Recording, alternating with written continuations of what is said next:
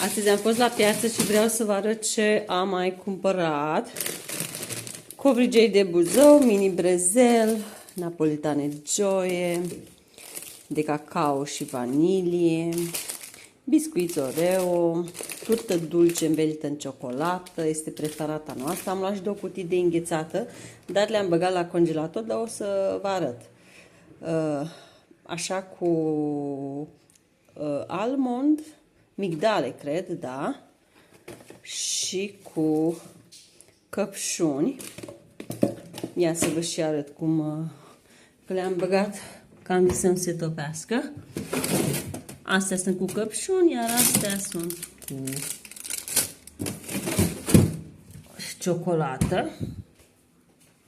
Am luat ciuperci, că vreau să fac călite sau o tigaie picantă, voi vedea, și cu cartofi naturi. Am luat și un mango, că mi-era poftă, niște cârnați care au eticheta destul de bună, nectarine,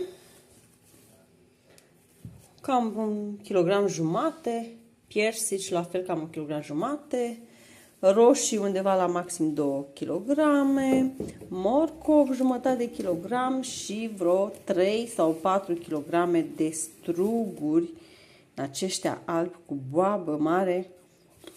Sunt atât de dulci și vreau să vă arăt ciorchinele. Sunt foarte dulci și gustoși. Și 2 punguțe de legume mexicane.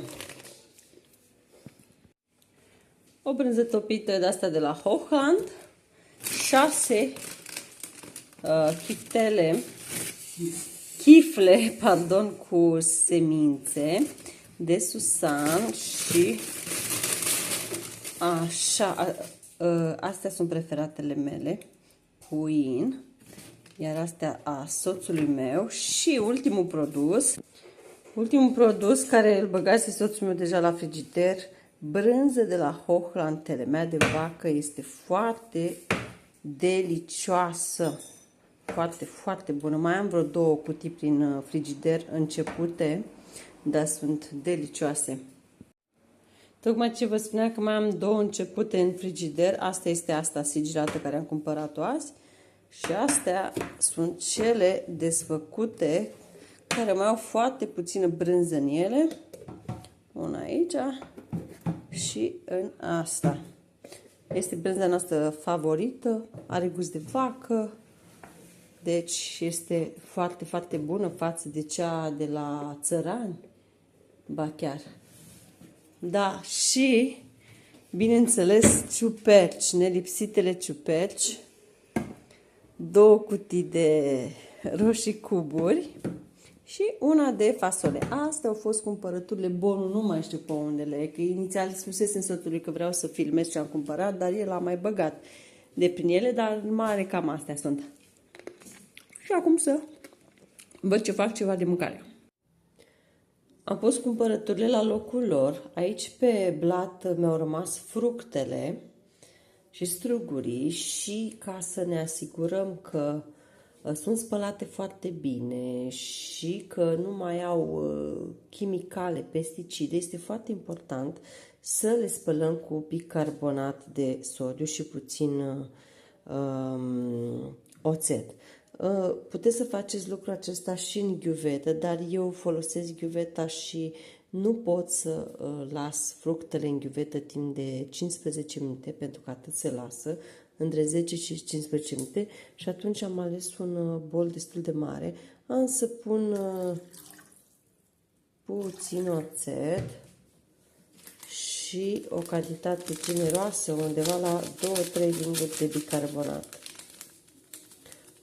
V-am zis, în felul acesta ne asigurăm, dacă pot să spun așa, că nu mai au chimicale. Pentru că în ziua de astăzi nu mai este absolut nimic sănătos. Oricum este marfă cumpărată de afară. Chiar la cherașii din România, nu cred că mai există pe undeva fructe, legume bio. Ele sunt date cu erbicide, pesticide, chimicale, ca să crească mari frumoase, dar să și reziste, să nu se altereze foarte repede. Pentru că am bolul acesta destul de mic, am să las vreo 15 minute strugurii și după care voi pune și celelalte fructe. Și după aia le voi spăla foarte bine la ghiuvetă. Da, este foarte important să le spălăm bine și să ne protejăm, pentru că chimicalele astea chiar ne fac foarte rău, în primul rând. Te poate durea burta sau pot să apară iritații, alergii, așa că nu uitați, ori de câte ori cumpărați fructe, indiferent de unde cumpărați, dar lăsați-le 10-15 minute cu bicarbonat de sodiu și puțin oțet de 9 grade, apoi spălați fructele normal și le puteți servi.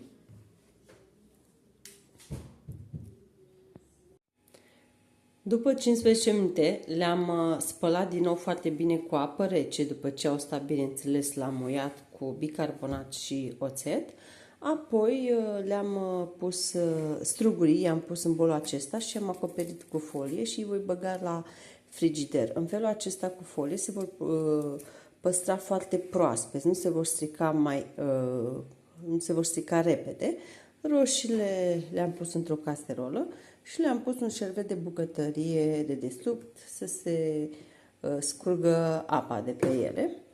Iar fructele, nectarinele, piersicele le voi lăsa pe blat și când vom servi vom spăla câte una, pentru că astea se vor mânca primele. Așa că nu uitați să faceți și voi acasă, veți vedea diferența în momentul în care le spălați cu bicarbonat și, bineînțeles, e foarte important să lăsați, v-am zis, între 10 și 15 minute.